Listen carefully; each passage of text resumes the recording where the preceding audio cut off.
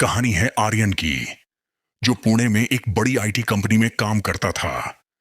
आर्यन का जीवन codes, meetings और कॉफी मग के बीच सिमटा हुआ था।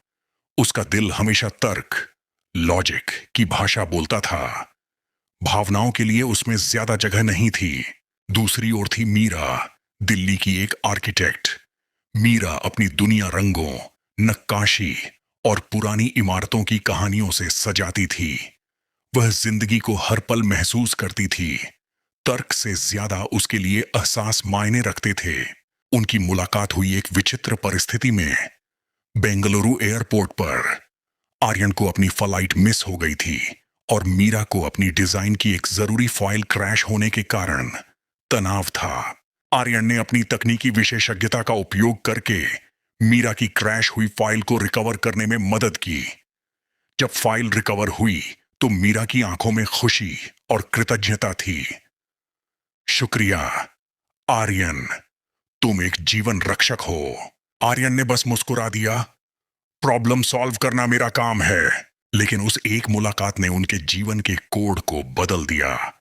फोन नंबरों का आदान प्रदान हुआ और काम के बाद लंबी बातें शुरू हो गईं, कभी तकनीक पर तो कभी कला पर। आर्यन, जो दुनिया को बस ऑन या शो ऑफ देखता था, अब मीरा की नजरों से पुरानी हवेली की दीवारों में छिपी कहानियां सुनने लगा। मीरा, जो तर्क से दूर भागती थी, अब आर्यन के साथ अपने डिजाइनों में गणितीय संतुलन, मैथमेटिकल बैलेंस ढूंढने लगी। मीरा के लिए आर्यन उसके जीवन का शांत स्थिरता, स्टेबिलिटी बन गया। आर्यन के लिए मीरा उसके नीरस जीवन का अनपेक्षित, सुंदर विराम, पॉज बन गई। एक बार मीरा अपने एक प्रोजेक्ट के लिए पुणे आई। आर्यन उसे शहर दिखाने ले गया। वे एक छोटे से पहाड़ी पर पहुंचे, जहां से सूर्यास्त का अद्भुत दृश्य दिखता था। मीरा ने धीरे से कहा, देखो आर्यन, यह पल, इसमें कोई लॉजिक नहीं है, बस सुंदरता है। क्या तुम इसे महसूस कर सकते हो? आर्यन ने पहली बार अपनी घड़ी नहीं देखी। उसने मीरा की ओर देखा। उसकी आंखों में वह सूर्यास्त उतर आया था। उसने अपने कठोर तर्कों को एक तरफ रखा और पहली बार दिल की सुनी। मीरा, उसने कहा। उसकी आवाज थोड़ी भारी थी। शायद मेरी जिंदगी में तुम्हारे आने से पहले कोई रंग नहीं था। तुम मेरे क्रैश हो चुके दिल की वो जरूरी फाइल हो जिसे मैंने अब रिकवर किया है। मीरा की आंखों में चमक आ गई। उसने धीरे से आर्यन का हाथ पकड़ा।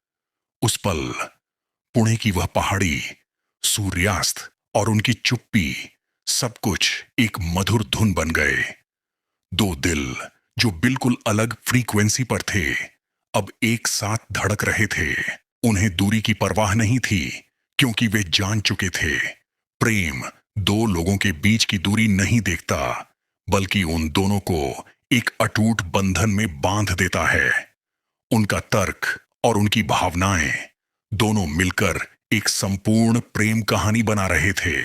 आपके लिए अगला कदम, क्या आप चाहेंगे कि मैं इस कहानी का अंत थोड़ा और विस्तार से बताऊं, या आप किसी और तरह की हिंदी कहानी सुनना चाहेंगे, जैसे दोस्ती पर आधारित या एक रोमांचक कहानी?